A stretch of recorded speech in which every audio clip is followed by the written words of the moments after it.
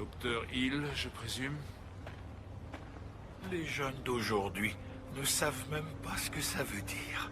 Ça m'étonne pas. C'est quand la dernière fois que quelqu'un s'est senti atrocement honteux d'avoir fait quelque chose? Même avec une preuve solide à l'appui, l'argument serait toujours « Oui, mais c'est hors contexte ». Ok, mais de quoi je devrais avoir honte, moi?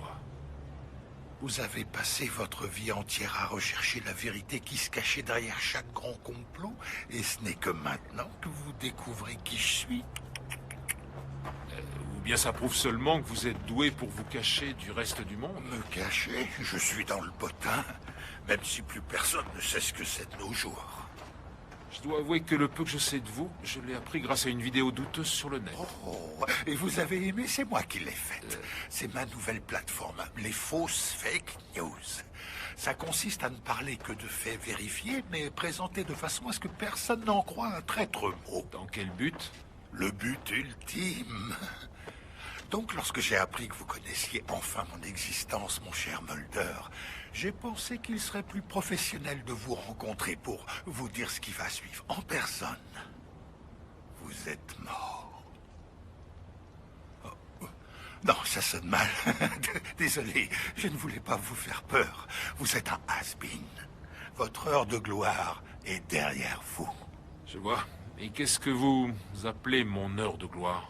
Eh bien, c'est une période au cours de laquelle les gens de pouvoir pensent qu'ils peuvent garder leurs secrets secrets. Et ils sont prêts à faire tout ce qu'ils peuvent pour que ça continue.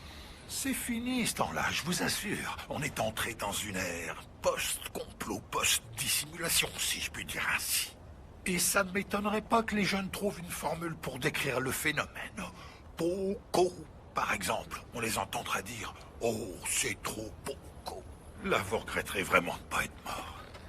Tant que la vérité éclate, ça me va. Personne n'en a grand-chose à faire que la vérité éclate. Parce que le public ne sait même plus ce que le mot vérité signifie.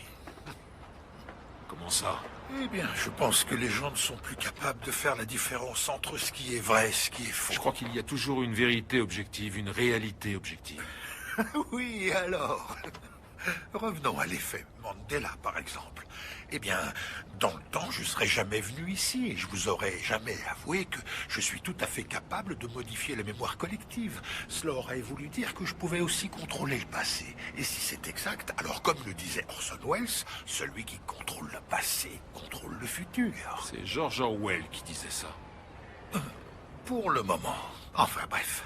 Le plus important, c'est que je peux vous parler de tout ça ouvertement, parce que je me fiche que quelqu'un nous entende. De toute façon, personne ne saura s'il doit y croire ou pas. Pour être honnête, moi j'y crois pas une seconde. Bien, pensez ce que vous voulez, c'est ce que tout le monde fait déjà de toute façon. Vous ne faites que prouver ce que je dis, crétin. Quoi? Mais je dois avouer que vous avez raison. Je ne peux en effet manipuler l'esprit de personne. Et puis entre nous, je n'en ai pas vraiment besoin. Il suffit seulement que quelques-uns soient convaincus que c'est possible. Ensuite, il ne me reste plus qu'à semer les graines de l'incertitude. Tout ce qu'il faut en réalité, c'est un ordinateur. C'était ça votre but, la propagation de fausses informations sur le net? Peut-être bien. Vous savez, notre président actuel a dit quelque chose d'une grande profondeur. Il a dit « Personne n'en a la certitude ». À quoi faisait-il allusion? Qu'est-ce que ça peut faire?